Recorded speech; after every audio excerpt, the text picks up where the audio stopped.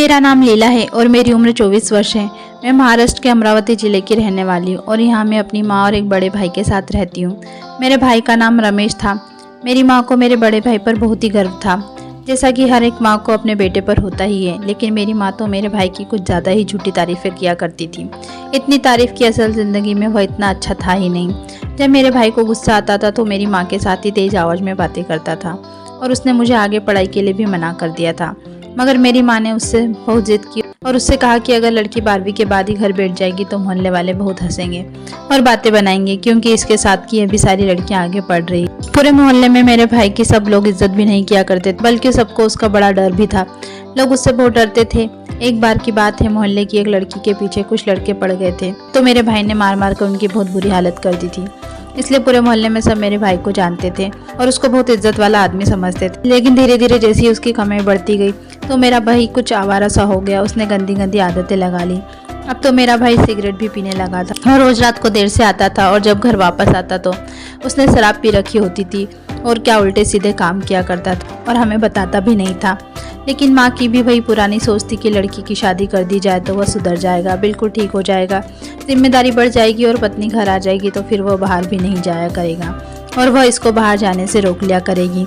वह शराब पीना भी छोड़ दे। लेकिन यह बहुत ही बुरी सोच थी कि जिस लड़की को आप शादी करके अपने घर ला रहे हो वह कोई डॉक्टर तो नहीं है जो घर आकर आपके बेटे को ठीक कर देगी, और न ही शादी कोई इलाज का तरीका है। शादी तो एक जिम्मेदारी है जो किसी ऐसे इंसान पर पड़नी चाहिए जो उसको अच्छे से संभाल सकता है या समझ सकता है। फिलहाल कुछ दिन बाद मेरे बड़े भाई की शादी हो गई और भाभी भी घर पर आ गई। भाभी के घर पर आने के बाद मेरे भाई में कुछ कुछ बदलाव तो नजर आते थे।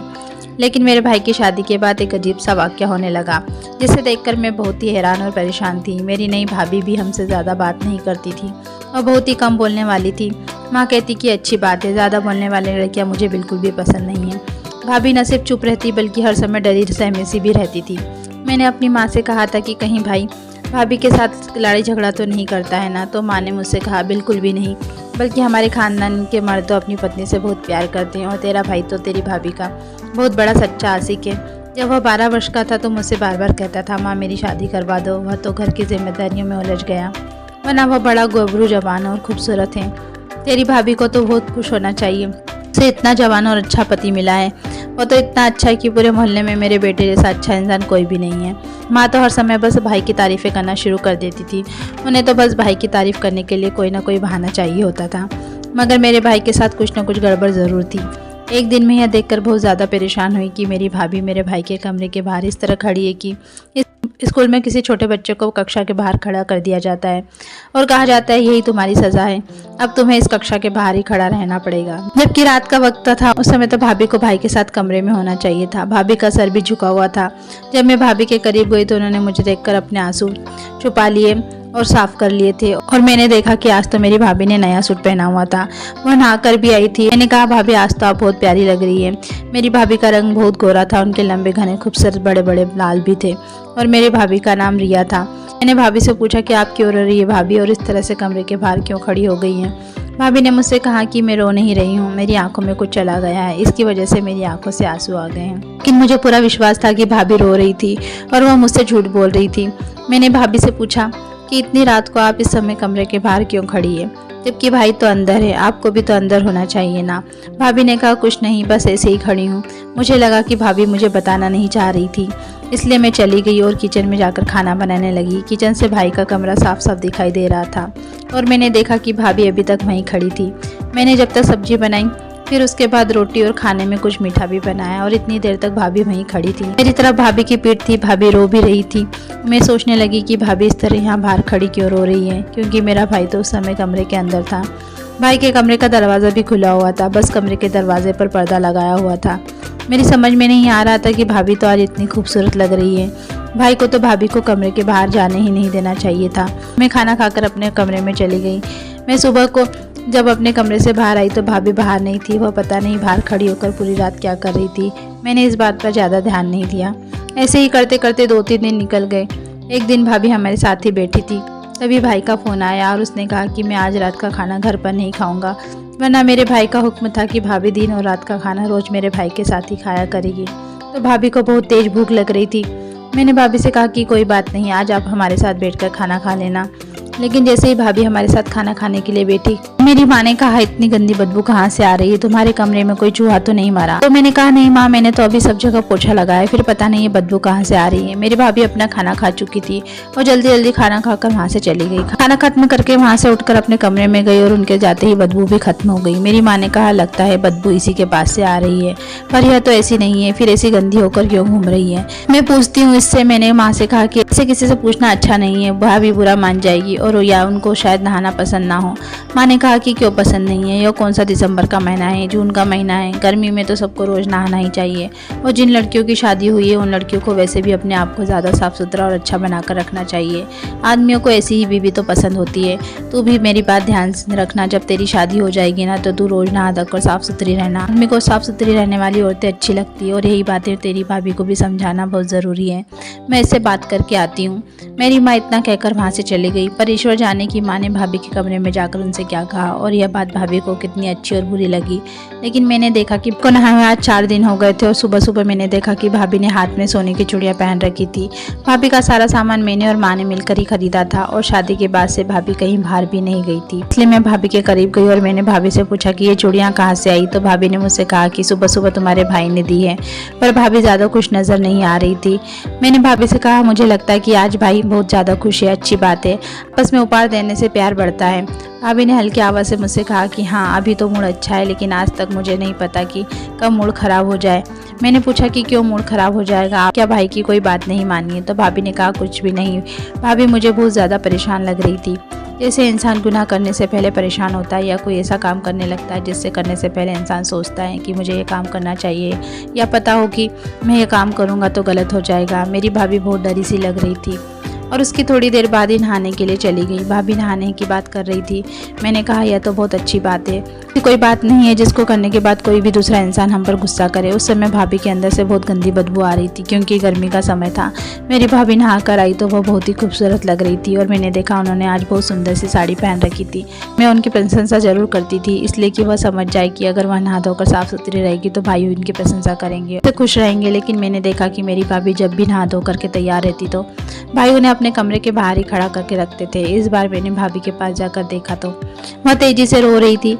मैंने उनके पास जाकर उनसे पूछा कि भाभी क्यों रो रही है। तो भाभी ने मुझसे कहा कि तुम चुप कर जाओ, नहीं तो तुम्हारे भाई सुन लेंगे। मैंने फिर पूछा कि क्यों कमरे के बाहर खड़ी हो आप और क्यों रो रही हो। तो भाभी ने मुझसे कहा कि एक दिन तुम समझ जाओगी कि यह सब क्या हो रहा है, लेकिन पता नहीं ऐसा मेरे साथ ही क्यों हो रहा है। भाभी ने और भी ज़्यादा रोना शुरू कर दिया। मैंने भाभी का हाथ पकड़ा और उन्हें खींचकर एक तरफ ले गई और उनसे पूछा, क्या बात है, मुझे सारी बातें साफ साफ बताइए, यह क्या हो रहा है और आप क्यों कमरे के बाहर खड़े होकर रोती रहती हैं।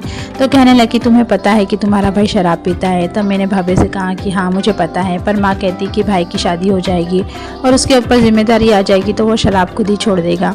भाभी ने कहा कि क्यों छोड़ देगा, नहीं छोड़ा उसने, अब भी रोज शराब पीता है। तब मैंने भाभी से कहा, ये सब तो ठीक है, मगर इस बात का भाई के शराब पीने से क्या वास्ता है, आप यहाँ क्यों खड़ी है, भाई ने आपको बाहर क्यों निकाला है। तो भाभी कहने लगी, मुझे नहीं पता, मैं कुछ नहीं जानती, तुम मुझे छोड़ दो और मुझे वहीं पर खड़ा रहने दो, मेरी तो कुछ समझ में ही नहीं आ रहा था। फिर कुछ दिन बाद भाभी ने फिर से नहाना छोड़ दिया और उनके जिस्म में फिर से बदबू भी आने लगी थी। बहुत गर्मी का मौसम था, कोई भी इंसान अगर 3 से 4 दिन नहीं नहाएगा तो उसका यही हाल होगा। मेरी भाभी जब भी माँ के पास आकर बैठ जाती तो मेरी माँ अपनी नाक को अपने हाथ से ढक लेती, दुपट्टा नाक पर रख लेती थी। मैंने अपनी माँ से इशारा करके कहा कि वह ऐसा ना किया करे, भाभी को बुरा लगता होगा। तो मेरी माँ मुझसे कहती कि इसको नहाने में परेशानी क्या है, क्यों नहीं नहाती है, या आखिर इसकी माँ ने इसको यही सिखाकर भेजा है क्या। माँ की बात सुनकर भाभी बहुत ज़्यादा परेशान रहती थी और उनके चेहरे पर शर्मिंदगी भी दिखाई देती थी। लेकिन मैंने देखा भाभी जब नहाती थी तो भाई उसको दरवाजे के कमरे के बाहर खड़ा कर देता था। जिस दिन वह नहीं नहाती थी तो भाई भाभी का बहुत ज़्यादा ध्यान रखता था। वह भाभी के लिए उपहार भी लेकर आता और रात को उनके खाने के लिए आइसक्रीम भी लाकर देता था। भाई भाभी के कितने नखरे उठाता था और इनको इतना प्यार भी करता था। फिर जिस दिन भाभी नहाकर नया सूट पहनकर अच्छे कपड़े पहनकर तैयार रहती थी तो न जाने क्यों मेरी भाभी को कमरे के बाहर खड़ा रखता था। इन सब का क्या मतलब था। माँ तो कहती थी कि आदमी को साफ सुथरी औरतें पसंद होती हैं, जिनके जिस्म से खुशबू आ रही होती है, जिसने अच्छे से बाल बनाए हों, अच्छे कपड़े पहने हों। और भाभी तो इतनी सुंदर थी, उनका रंग भी बहुत गोरा था और भाभी पर हर रंग के कपड़े बहुत अच्छे लगते थे। लेकिन पता नहीं क्या चक्कर था कि जिस दिन भाभी बहुत ज़्यादा साफ सुथरी और अच्छी लगती थी भाई उसी दिन उनको झगड़ा करके कमरे से बाहर निकाल देता था। और जिस दिन उनके जिस्म से बदबू आ रही होती तो भाई उनके खूब नखरे उठाता था। और उन्हें खूब लाड़ प्यार करता था और उनके लिए बहुत सारे उपहार भी लेकर आता था। अब मुझे कुछ शक हो गया था और मुझे पता लगाना था कि इस घर में आखिर हो क्या रहा है। मेरे भाई को कौन से गंदे शौक थे। एक दिन जब मैं भाभी से पूछ रही तो भाभी बोल रही थी कि तुम्हें सब कुछ पता चल जाएगा। तभी कुछ दिन बाद मुझे मौका भी मिल गया। सब कुछ मेरे हिसाब से हो रहा था। मेरी भाभी अचानक अपने मायके चली गई। भाभी को उनकी मम्मी का फ़ोन आया था और उन्हें पता चला था कि उनकी मम्मी की तबीयत बहुत ख़राब है। मेरी माँ भी घर पर नहीं थी, वह मेरी मौसी के घर पर गई हुई थी। तभी भाभी का मेरे पास फ़ोन आया और उन्होंने मुझसे कहा कि तुम्हारा भाई मेरा फ़ोन नहीं उठा रहा है। जब अगर आए तो उसको बता देना कि मैं अपने मायके गई हूँ और मेरी माँ की तबीयत ख़राब है, नहीं तो तुम्हारे भाई मुझे डांटेंगे। मैंने भाभी से कहा कि क्यों डांटेंगे, क्या मायके जाना कोई बुरी बात है क्या? आप मायके नहीं जा सकती? तब भाभी ने कहा जा सकती हूँ, मगर बिना बताए जाना तो गलत बात है ना। मैंने भाभी से कहा कोई बात नहीं है, मैं हूँ ना, मैं बता दूंगी, आप आराम से जाए। और उस जल्दी में मेरी भाभी अपना कमरा लॉक करना ही भूल गई थी। भाभी के घर से निकलती एक प्लान मेरे दिमाग में आ गया और मैंने सोच लिया कि मुझे क्या करना है। मेरा भाई घर आया तो सीधा अपने कमरे में चला गया। कमरे के बाहर दरवाजे पर पर्दा गिरा हुआ था, क्योंकि नई नई शादी हुई थी तो माँ ने भाई से कहा था कि घर में जवान बहन है, इसलिए दरवाज़ा खुला भी हो तो पर्दा गिरा लिया करो। गर्मी का समय था, दरवाज़ा बंद नहीं कर सकते थे, इसलिए भाई भाभी के कमरे के आगे पर्दा गिरा कर ही रखते थे। भाई कमरे में चला गया और आवाज़ देने लगा कि मेरे लिए पानी लेकर आओ। मैं जल्दी जल्दी नहाकर भाभी के कपड़े पहनकर पर्दे के पीछे खड़ी हो गई और इस तरीके से खड़ी हुई कि भाई को सिर्फ मेरे पैर ही दिखे। मैंने भी कोई कच्ची कोलियाँ नहीं खेली थी, मैंने चप्पल भी भाभी की ही पहन रखी थी और मेरा रंग भी भाभी की तरह गोरा था। अभी मैं कमरे से बाहर खड़ी थी कि भाई ने देखा कि कमरे के बाहर भाभी खड़ी है तो मेरा भाई अजीब गरीब तरह की बातें करने लगा। मुझे पहले भाई की बातें समझ में नहीं आई, लेकिन धीरे धीरे जैसे मुझे भाई की बातें समझ में आने लगी तो मेरे पैरों के नीचे से ज़मीन ही निकल गई। भाई ने कहा अच्छा आज तो फिर तुम नहाई हो, बड़ी साफ़ सुथरी बनी रहती हो। तू नहीं नहाएगी तो क्या हो जाएगा, तेरी खूबसूरती खत्म हो जाएगी, तेरा रंग भी काला हो जाएगा, तेरे हाथ पैर भी काले पड़ जाएंगे। तू तो बड़ी पूजा पाठ करने वाली औरत है, अच्छी औरत है ना, तो तेरे से ज़्यादा अच्छी औरत इस दुनिया में है ही नहीं, इससे तू रोज़ नहाती है। मेरे भाई ने कहा और कोई चीज़ उठाकर मेरे पैर पर दे मारी। अब क्या भूत बनकर खड़ी है और कहने लगे आज मैं तुझे तेरी औकात याद दिलाता हूँ। लातों के भूत बातों से नहीं मानने वाले होते हैं, इसलिए मेरे आने से पहले ही यहाँ नहा कर खड़ी हो गई है। तूने मेरे मना करने पर भी नहाने की गलती कैसे की? आज मैं तुझे अच्छी तरह से समझा कर ही रहूँगा। रोज़ रोज़ बातें सुनने की तो तुझे आदत सी हो गई है। आज मैं तुझे अपने हाथ चलाकर भी दिखाता हूँ। जब मैंने तुझे कहा था कि मुझे नहाई औरतें बिल्कुल पसंद नहीं है तो फिर क्यों नहाती है? मेरे भाई बहुत तेज तेज और बुरी तरह से चीख रहा था। आज मुझे पता चल गया था कि मेरी भाभी भाई से इतनी डरी हुई क्यों रहती है।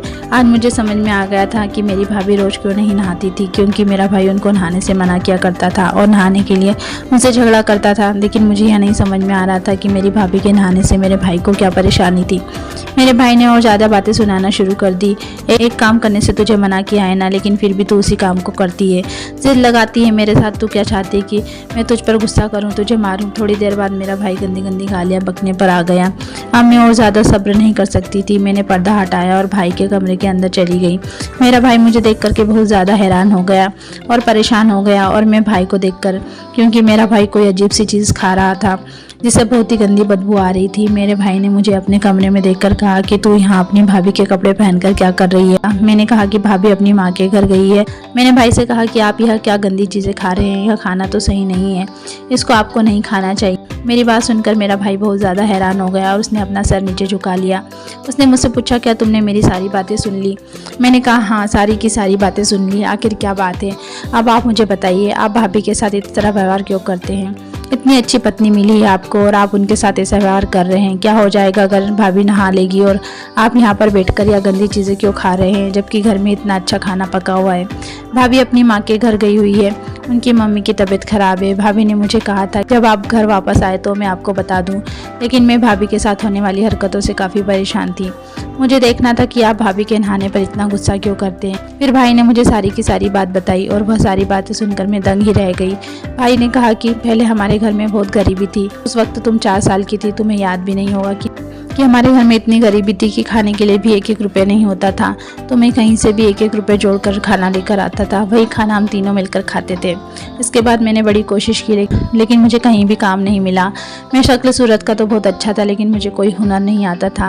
मैंने पढ़ाई भी ज़्यादा नहीं की थी। मुझे कुछ समझ में नहीं आ रहा था कि मैं क्या करूँ। पापा भी हमारे साथ इस दुनिया में नहीं थे, इसलिए मैं इस गरीबी से बहुत तंग आ चुका था। फिर एक दिन मैं एक तांत्रिक बाबा के पास गया और उसने मुझसे कहा, टोटका कर ले, इसके बाद तेरे पास दौलत भी कभी कम नहीं होगी, लेकिन इस टोटके को करने के लिए तुझे नहाना नहीं है, तुझे गंदी चीज़ें खानी है और गंदे काम करने हैं, पूजा पाठ भी नहीं करनी, और अगर कल को तेरी शादी होती है तो फिर अपनी पत्नी को भी कहना कि वह उन गंदी चीज़ों में ही रहे, तो इस तरह तुम्हारे पास दौलत बहुत ही ज़्यादा हो जाएगी। इसके लिए उसने मुझे कोई मंत्र बताया था और मैं जब यह सब करने लगा, गंदगी में रहने लगा, गंदी चीज़ें खाने लगा, तो हमारे पास में गरीबी दूर होती गई और हमारे पास बहुत दौलत आने लगी। और यहाँ अगर इस तरह से बना हुआ है, आज कोई भी ऐसी चीज़ नहीं है जो मैं खरीद नहीं सकता। तुम खुद ही बताओ कि आज तक मैंने तुम्हें किसी चीज़ के लिए मना किया था, या यह कहूँ कि मैं तुम्हें नहीं ला कर दे सकता हूँ क्योंकि मेरे पास पैसे नहीं है, इसलिए मैं शादी नहीं करना चाहता था, क्योंकि मैं सोचता था कि शादी के बाद पता नहीं कैसी पत्नी मिले, वह मेरी बात माने या ना माने। बस इसलिए मैं तुम्हारी भाभी को कहता हूँ कि भाभी गंदे में रहे, बस 3 से 4 दिन ही गंदी रहती है, फिर पता नहीं उसे क्या हो जाता है। वह कहती है कि मैं गंदी नहीं रह सकती, इसलिए वह नहा लेती थी।